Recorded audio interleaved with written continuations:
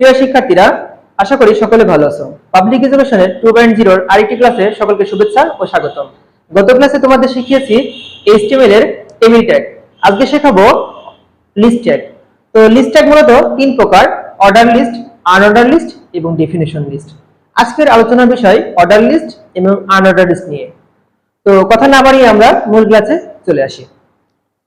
তো এই যে অর্ডার লিস্ট যখন আমাদের প্রশ্নে থাকবে, সেক্ষেত্রে আমাদের অর্ডার লিস্টের শুরুতেই হেডিং দেওয়া থাকতে পারে, আবার না দেওয়া থাকতে পারে। ঠিক একইভাবে আনঅর্ডার লিস্টে হেডিং আইটেম দেওয়া থাকতে পারে এবং না দেওয়া থাকতে পারে। দেওয়া থাকুক বা না থাকুক, আমরা প্রশ্নে যা বলবে উত্তর সেভাবে করার চেষ্টা করব।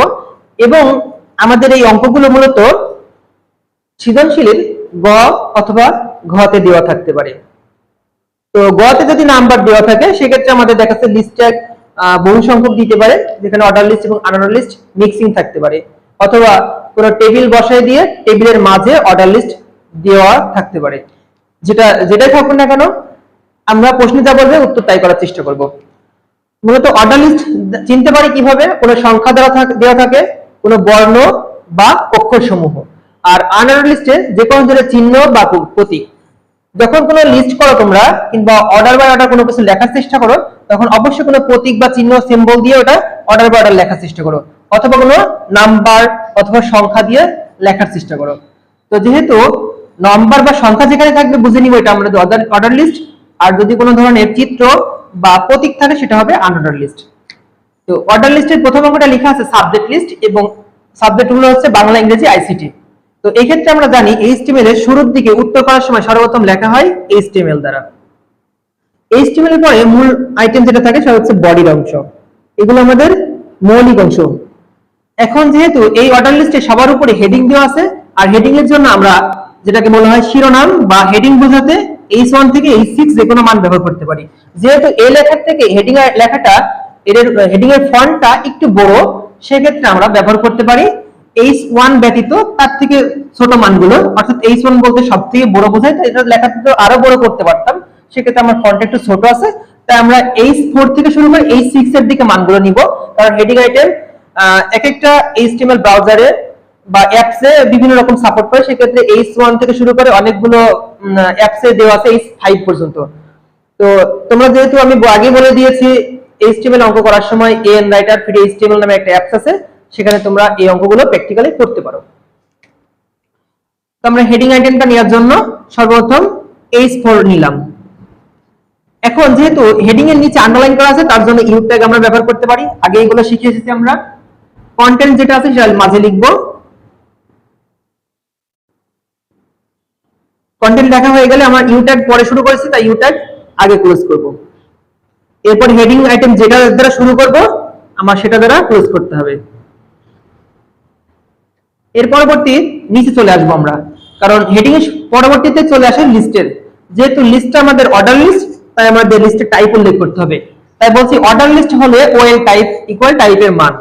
যেহেতু অর্ডার লিস্ট, তাই OL টাইপ ইকুয়াল টাইপের মান কি 1। যেহেতু এখানে ইংরেজি সংখ্যা দেওয়া আছে, তাই আমরা ইংরেজি সংখ্যা লিখলাম। যদি এটা রোমান সংখ্যায় থাকতো তাহলে কি লিখতাম? রোমান সংখ্যা I লিখতাম। যদি এখানে ইংরেজি বর্ণমালা দেওয়া থাকতো, তাহলে আমরা ইংরেজি বর্ণমালা ABCD ইত্যাদি লিখতাম।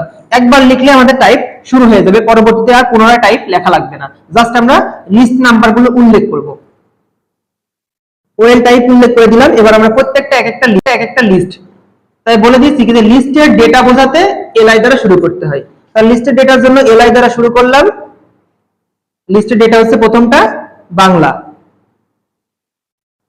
লিস্ট স্টার্ট করেছি, লিস্ট ক্লোজ করে দিলাম। দ্বিতীয় লিস্ট কি আছে? ইংলিশ।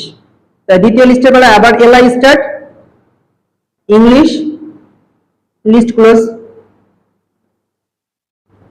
তৃতীয় লিস্টে কি আছে? ICT।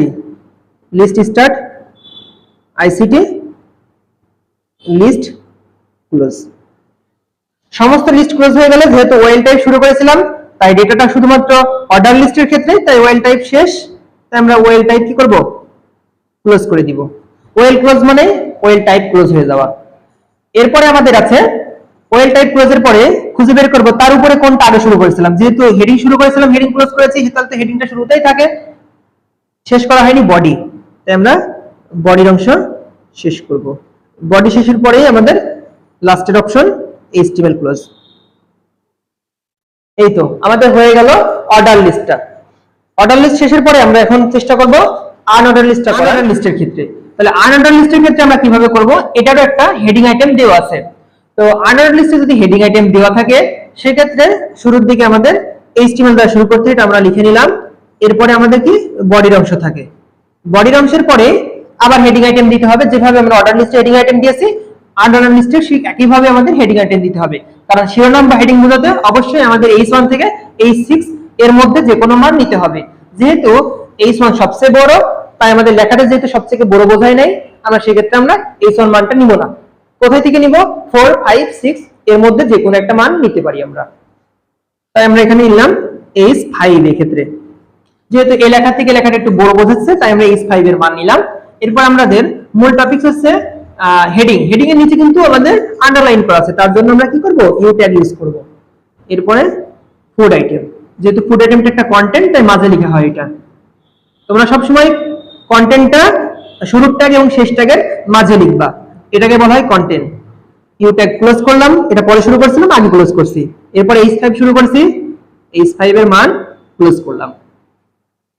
এখন আসি নিচের অংশে। নিচের অংশতে যেহেতু আমাদের একটা চিহ্ন সংবলিত দিয়ে আমরা মূলত অর্ডারগুলো প্রকাশ করার চেষ্টা করেছি, একটা লিস্টের অর্ডারগুলো, তাই আমাদের সর্বপ্রথম কি ধরনের লিস্ট? Unordered list. তাই ইউএল টাইপ উল্লেখ করতে হবে। টাইপটা কি ধরনের? টাইপটা হচ্ছে যেহেতু একটা গোলাকার, এটা আসলে চিহ্নটা সার্কেলের মতো, তাই আমরা লিখব সার্কেল। যদি এটা স্টার চিহ্ন দেওয়া থাকতো তাহলে আমরা সেক্ষেত্রে কি করতাম? এখানে স্টার লিখতাম। যদি আমাদের এখানে এই শূন্যটা ভরাট করে কি লিখবো? ডিস্ক লিখবো। এটা তোমাদের বইতে অনেক দেওয়া আছে, তোমরা একটু দেখে নিবে।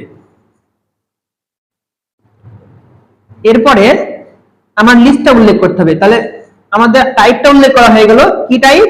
Circle type. কি টাইপ? Circle type. এরপর আমরা প্রত্যেকটা ডেটার জন্য এক একটা লিস্ট ব্যবহার করব। তাই লিস্ট স্টার্ট করলাম, এলআই স্টার্ট। প্রথম লিস্ট হচ্ছে রাইস, এলআই ক্লোজ। দ্বিতীয় লিস্ট স্টার্ট। দ্বিতীয় লিস্টে কি আছে? ম্যাঙ্গো। দ্বিতীয় লিস্ট ক্লোজ। তৃতীয় লিস্টে কি আছে? ব্যানানা। খুবই সহজ, একটু ধারাবাহিকভাবে যদি মনোযোগ সহকারে দেখো তাহলে এগুলো অবশ্যই তোমরা রপ্ত করতে পারবে পরীক্ষার আগে। List start. এটা লিস্ট শুরু করেছি, লিস্ট ক্লোজ করে দিলাম। সমস্ত লিস্ট ক্লোজ করার পরে যে ধরনের লিস্ট টাইপ ছিল সেটা আমরা ক্লোজ করে দিব, তাহলে আমাদের আর পরবর্তীতে লিস্ট তৈরি হবে না। তাহলে ইউএল টাইপ কি হবে? ইউএল টাইপ ক্লোজ করে দিব। UL type close. UL type close মানে আমাদের ইউএল ক্লোজ মানে ইউএল টাইপ ক্লোজ হয়ে যাওয়া। ইউএল টাইপ ক্লোজ করার পরে আমাদের বডির অংশ ক্লোজ করতে হবে। বডির অংশ ক্লোজ, এরপরে আমাদের HTML অংশ ক্লোজ। আজকের আলোচনার বিষয় মূলত লিস্ট ট্যাগের অর্ডার লিস্ট এবং আনঅর্ডার লিস্ট নিয়ে। আগামী ক্লাসে আবার ইনশাআল্লাহ দেখা হবে।